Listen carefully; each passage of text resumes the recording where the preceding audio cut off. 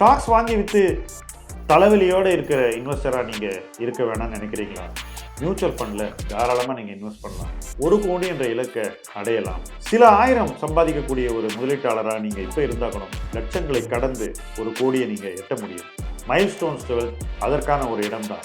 அது உங்களுக்காக தான் உருவாக்கி இருக்கும். இந்த பிளாட்ஃபார்ம் மூலமாக நீங்கள் நிச்சயமாக 1 கோடி என்ற இலக்கை அடைய முடியும். ஒவ்வொரு மைல்களாக கடந்து 1 கோடி உங்களுக்கு வந்து சேரும். கீழே உள்ள ஃபார்மை ஃபில் பண்ணுங்க, M2W சேருங்க, நிம்மதியாக இன்வெஸ்ட் பண்ணுங்க.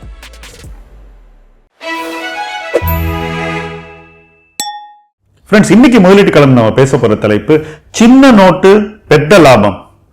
தினமும் நம்ம வீட்டை விட்டு வெளியே போகும்போது பாக்கெட்ல பணத்தோட தான் போறோம். பர்ஸ்ல நிச்சயமா காந்தி இருக்கார். அவரோட போயிட்டு நாளை ஃபுல்லா கழிச்சுட்டு வீட்டுக்கு வர்றோம்.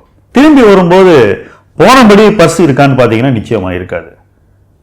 பல நோட்டுகளை நம்ம செலவு பண்ணியிருப்போம். இந்த செலவுகளில் சில செலவுகள் அத்தியாவசியம், சில செலவுகள் தேவையில்லாது. நிறைய பேர் பேங்க்லேருந்து பணத்தை எடுத்தாக்கா அந்த பணத்தை ஃபுல்லாகவே எதிர்பார்த்த நேரத்துக்கு முன்னாடியே காலி பண்ணிடுறாங்க.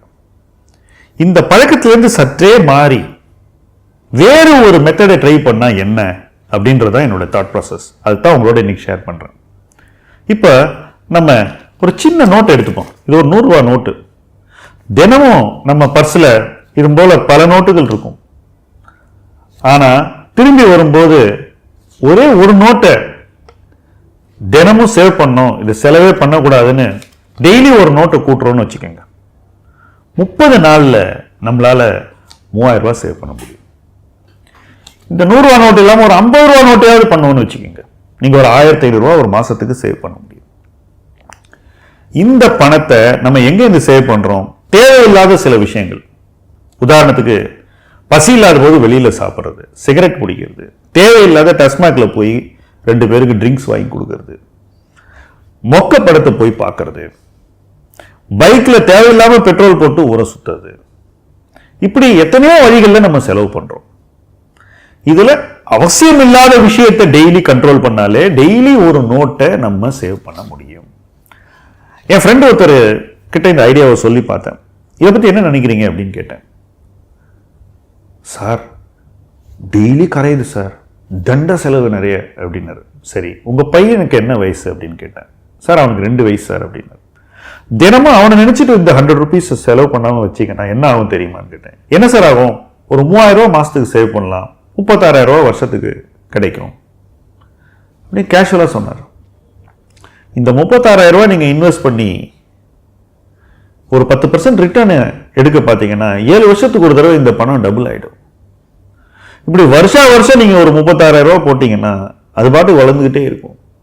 2 வயசு இருக்கிற உங்க பையனுக்கு 15 வயசு ஆகும்போது 2 சைக்கிள் கம்ப்ளீட் ஆயிடும் கிட்டத்தட்ட. அப்ப அன்னைக்கு அவங்ககிட்ட எவ்வளவு பணம் இருக்குன்னு நீங்க யோசிச்சு பார்க்க முடியுமா அப்படின்னு கேட்டேன். யார் சார் இந்த கணக்கெல்லாம் பார்க்கறாங்க அப்படின்னாரு. இப்படி சின்ன சின்ன கணக்குகளை பார்க்காம தான் நம்ம வாழ்க்கையில பெரிய கணக்கு கோட்டை விட்டுறோம். நம்ம வாழ்க்கையில பெரிய கணக்குல ஜெயிக்கணும்னா இந்த சின்ன கணக்கை பார்த்தாதான் இந்த பெரிய கணக்குல ஜெயிக்க முடியும். அதுக்குதான் இந்த நோட் ரொம்ப முக்கியம். சில பேர் எதையுமே செய்யாத அப்படின்னு சொல்லுவாங்க, வாழவே முடியாத மாதிரி ஐடியாஸ் எல்லாம் கொடுப்பாங்க. நான் அந்த மாதிரி சொல்லல. நம்ம செய்யற விஷயங்கள்ல தவிர்க்கக்கூடியதை தவிர்த்தாலே போதும். என் ஃப்ரெண்டு சொன்னாரு, சார் நான் ஒரு பேக்கெட் சிகரெட் டெய்லி பிடிக்கிறேன், எனக்கு தேவையில்லை, சும்மா பாதி பிடிச்சிட்டு கூட கீழே போடுவேன் அப்படின்னாரு. அவருக்கே தெரியுது அது அவ்வளவு தேவையில்லை, நிச்சயமா அதை குறைச்சிக்கலான்றது அவருக்கு தெரியுது. இதுல மாரல் ஜட்ஜ்மெண்ட்டுக்கே போகல. Simple common sense. அவர் 5 சிகரெட் பிடிக்கலன்னா அவருக்கு இந்த 100 ரூபாய் கிடைச்சிருங்க. அவ்வளவு சிம்பிள், அவ்வளவுதான். அதை பாதி ஆக்கினாலே அவர்கிட்ட இந்த பணம் சேர்ந்துடும். இப்படி எத்தனையோ பேர் அடித்தட்டில் இருக்கிறவங்க, வளர வேண்டியவங்க தங்க பணத்தை சரியான வழியில செலுத்தாம விரய செலவுகள்லயே அழிஞ்சு போயிடுறாங்க. அந்த விரய செலவுகள், வேஸ்ட்ஃபுல் எக்ஸ்பெண்டிச்சரை நீங்க குறைச்சாலே நிச்சயமா அதுல இருந்து உங்களுக்கு ஒரு முதலீடு கிடைக்கும். அந்த முதலீடை ஒரு குறிக்கோளுக்காக நீங்க மாசம் செலுத்தினீங்கன்னாக்கா அது 1500 ரூபாய் இருக்கலாம், 3000 ரூபாய் இருக்கலாம், டெய்லி 50 ருபீஸா இருக்கலாம், 100 ருபீஸா இருக்கலாம். அந்த பணம் உங்களுக்காக வேலை செய்யும். உங்களுடைய குழந்தைகளுக்காக, உங்களுடைய எதிர்காலத்திற்காக உங்களுடைய ஃபைனான்சியல் செக்யூரிட்டிக்காக வேலை செய்யும். அப்படி வேலை செய்ய வைக்கிறது தான் ஒவ்வொரு பர்சனுடைய ரெஸ்பான்சிபிலிட்டி.